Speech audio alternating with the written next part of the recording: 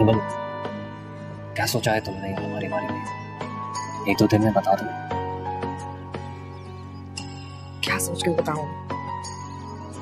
तो मेरा जवाब जानते हो, सब्र करने वाले या तो जीत जाते हैं या सीख जाते हैं। मैं सीख गई हूँ कि ये सफर मुझे अकेले ही का। बहुत सारे ख्वाब हैं जिनकी ताबीर अभी पाई। मोहब्बत करने वाले या साथ देने वाले अगर जिंदगी में किसी मौके पे बेबस या लाचार हो जाए तो उन्हें छोड़ना नहीं चाहिए, संभालना चाहिए। इमन, अब की बार अगर मैं तुम्हारा नहीं हुआ ना तो मैं किसी का नहीं होगा, याद रखना। कोई बात परेशान कर रही है तुम्हें?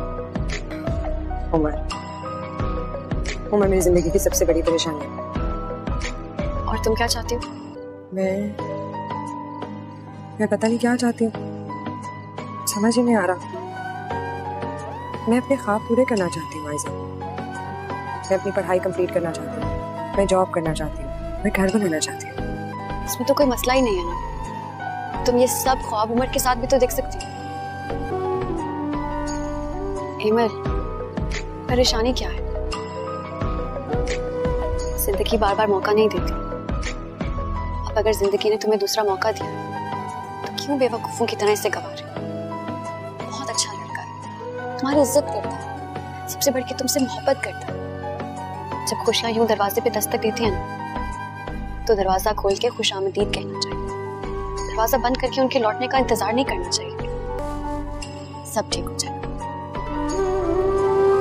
ये रिश्ते, ये मोहब्बत में कितने अनमोल होते हैं। चलो तुम्हें जल्दी से तैयार कर। मैं ठीक फैसला तो कर रही हूँ। मैंने बाबा से बात कर लिया है और वो भी राजी हैं।